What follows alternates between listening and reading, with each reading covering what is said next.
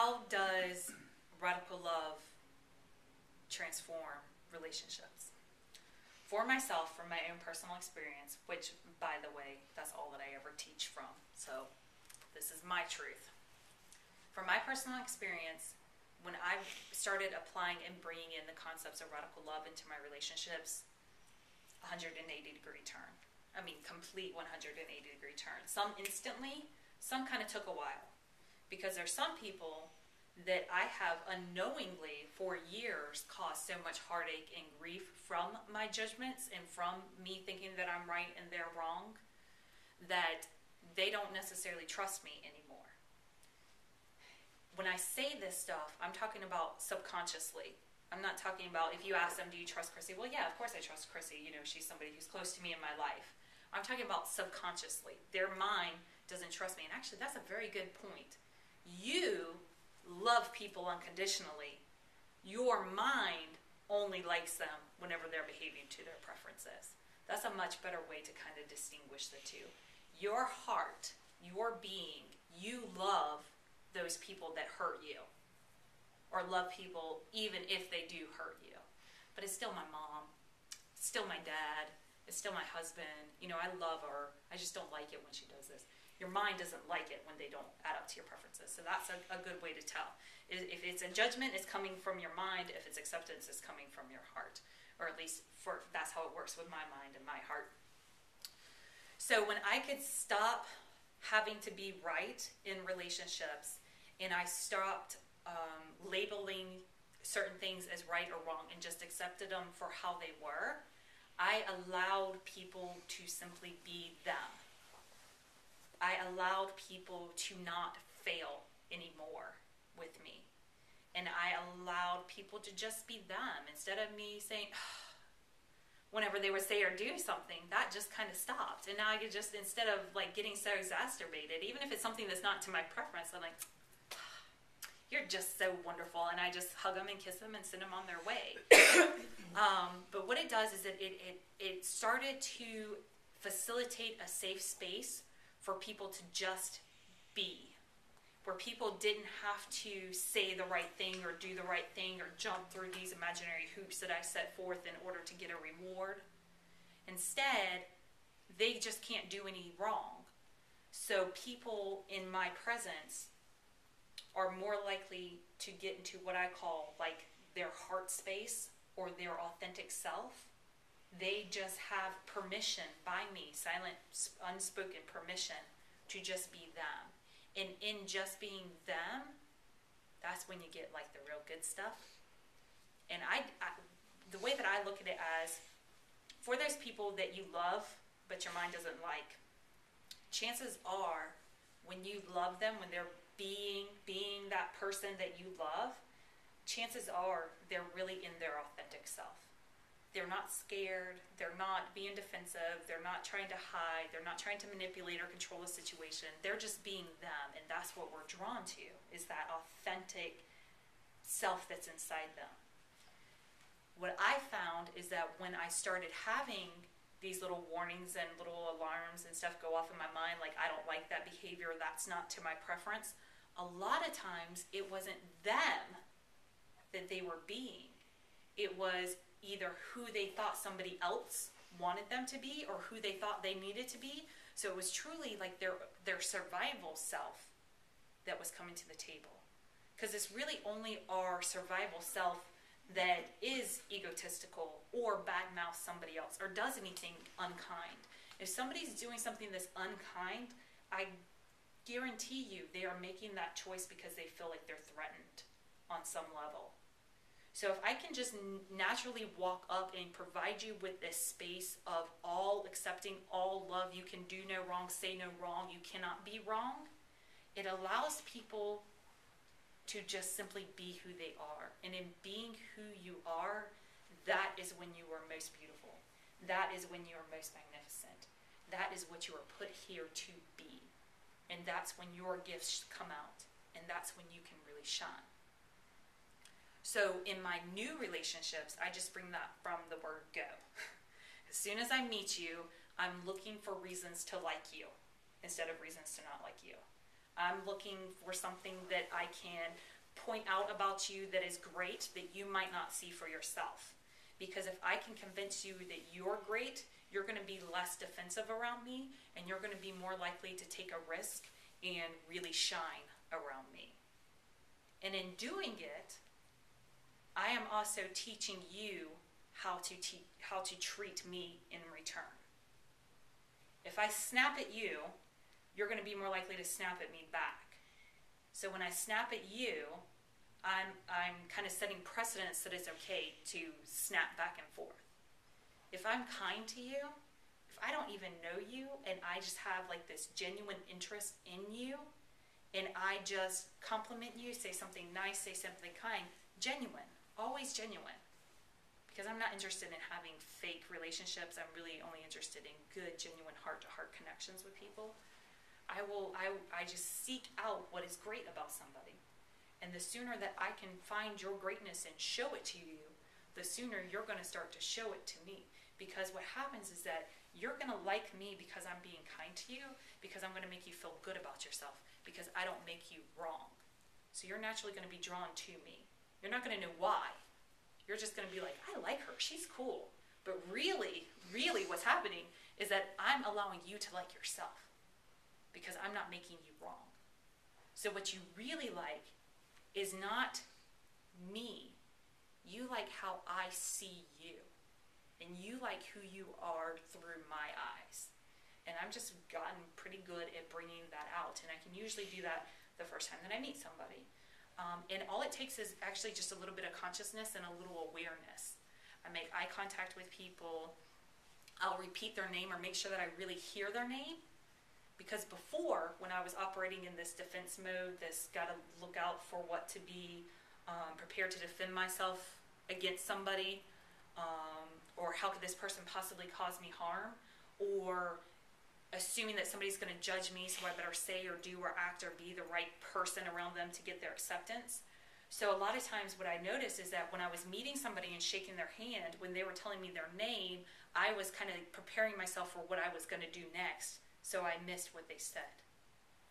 So I shake their hand and I meet them, then I turn around and have a conversation, I see them again, I'm like, oh my gosh, that guy just totally told me his name and I cannot remember what it is, and now he's going to think that I don't care about him because I can't remember his name, and I better just avoid him the whole night. And then that person leaves there thinking that I just don't care about them, when really I was just scared to go up to somebody and be like, I am so sorry, I totally forgot your name, would you please remind me of it? Because I didn't want to look stupid, because I didn't want to look like a bad person, because I didn't want to be judged. I instead created an entire scenario in which I looked like that which I was trying not to be. So instead now, I just bring a little consciousness. I know that when I go to meet somebody for the first time, chances are they're going to be running through their head all their do's and don'ts on how to behave and how to be, because they want my approval. So while you're spinning through all that stuff, or they're spinning through all that stuff in their head, I can connect deeply with them. I can go ahead and assume they're not going to remember my name, because chances are they're not. How many people in this room are good at remembering people's names? She is. And you probably wouldn't even say that about yourself, would you? But you probably see her do it more often than you do it, therefore you view her as somebody who can do it. You know what I mean? Right. So, I don't know anybody who really thinks that they're, actually maybe one person, maybe Lenny Evans. He's probably the only person who self-proclaims, besides myself, that they're good at remembering names and faces. I'm really good with faces, and I used to not be so, well, no, I've never really thought that I was bad at either. Although I know a lot of times I would forget people's names, but I never really kind of told myself that I was bad at it, so I've just always There are association courses you can take to correct Absolutely. that. Absolutely. There are, But for I think sure. what you're saying is interesting about what you're thinking about when someone's saying their name. You're not thinking of, you're not listening to them because you're worried about what you're about to Yeah. All this, defend yourself yeah. against or something. You got it. You got it. I better be prepared, because I don't want to look stupid. I don't want to be without an answer.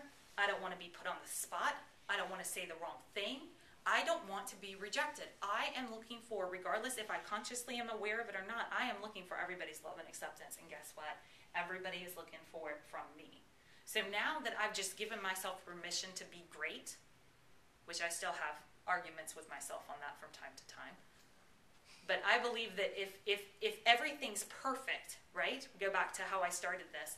Believing in a bigger picture and that everything's perfect, then I must be perfection too. So if I'm going to believe this 360 degrees, it's got to apply to me too. So I have to accept that I'm exactly perfect as well. Does that mean that I always make the quote-unquote right decision or what's most serving? No, absolutely not. However, I know that no matter what choice I make, no matter what feedback I'm given, it was perfect. So I kind of took that pressure off of myself. And now that I don't have that pressure weighing on myself, I got a lot more freedom and I can relax a lot more. So I know that you're going to have that little chaotic story running through your head. Oh gosh, what am I going to say? What am I going to say? Don't screw up. Don't fumble. And God, please don't let me stumble over my words or spit whenever I talk or, something mortifying like that. I hope I don't have anything hanging on my nose so I have something in my teeth.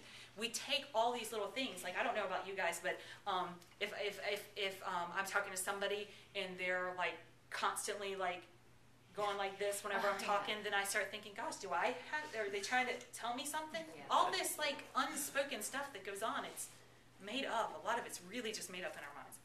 So I know that your mind's going to be spinning. So while your mind's spinning and you're trying to remember your own name and not look like a fool, I'm just focused on you, your eyes, what your name is, and I already know that you're going to forget my name, so I'm not going to take it personal when you come back and ask me.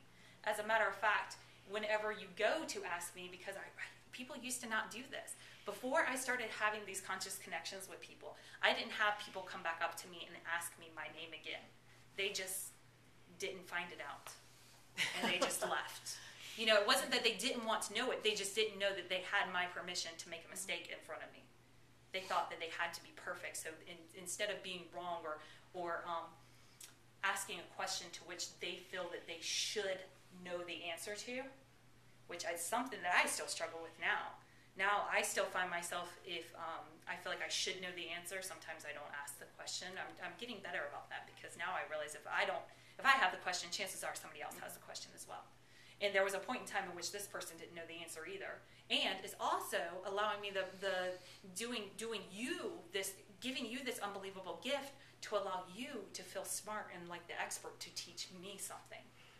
So, because I found that over and over and over again, anytime that I would say, well, wait a minute, what was that word that you just used? What does that mean? The other person would be like, oh, you don't know what that word means? It means this. And then they brighten up and light up because they got to say something smart or look intelligent, or they got validation that there's something there of value that they have to offer. And never once has somebody looked at me and been like, you don't know, hey guys, Chrissy didn't know what that word meant. Can you believe she doesn't know what that word meant? That never happened. It was always an accepted thing. So I've just given myself permission to make a mistake. So as I'm meeting somebody and I'm connecting deeply with them, I'm looking them in the eye, they're usually kind of fidgety and squirmy because, a lot of people aren't comfortable in their own skin. And so I know you got all this stuff going on in your head, so I can make a point to say, my gosh, your eyes are beautiful. Your eyes are beautiful, by the way, and I'm sure you get told that all the time, but they are beautiful. And so I can look, I got your name down, I'm going to remember it because you're important to me. There's nothing sweeter than the sound of our own name coming out of somebody else's mouth. It's like butter melting on your soul. I don't know what it is, but nothing really, there's no better way to say, I see you and you matter than if I remember your name. So I know that one little thing is going to mean the world to you, so I'm going to make a point to do it. I'm going to be the one that you meet who remembers your name, and in me doing that, you are going to like me more. It's an odd thing, but it happens. It really does happen. And then also, when you come up to say, I'm so sorry, I totally forgot what you said your name is, I'm going to say, you know what, it's okay. I'm actually, better yet, before we even get to that point, what I do the next time I see you, or in a very nearby sentence or something, I'm going to use your name again. And when I use your name and I call you by name, that is when the proverbial, I totally forgot your name and I'm so embarrassed to ask you. But before people even get to that point, after I use their name and I see them searching like, oh my gosh, what was your name again? I feel so bad that I don't remember. Now they feel extra bad because I remember their name. So then that makes them even more of a jerky jerk because not only do they not remember my name, but I remember theirs. So before they get an opportunity to totally beat themselves up, I say it's okay. I'm really good with names and faces, and I know most people aren't, so don't feel bad. It happens all the time. My name's Chrissy. And I don't take it personal because it has nothing to do with me. How in the world are they supposed to remember my name when they got all these rules and regulations that they're playing through their mind about what is acceptable behavior? And how one person can have just a slight variation of what that behavior should be like, and they're off the list.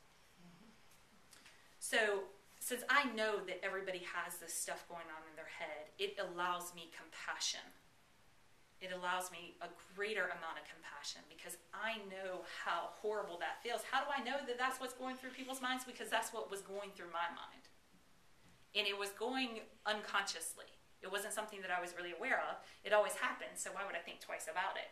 Well, now that I know that it's only happening to kind of keep me safe and keep me preserved and not keep me happy, now instead I can risk dying. It's so dramatic, but really that's, as far as your brain's concerned, that's all it cares about is keeping you alive. I can risk total failure and devastation in the chance that I can actually succeed. But if I don't ever take that risk, I don't ever get the reward for it. So now I can start relationships that way. And from the beginning, people respond differently to me. From the beginning, I present myself differently and I engage with people and I make you feel important. I make sure that you know I saw you.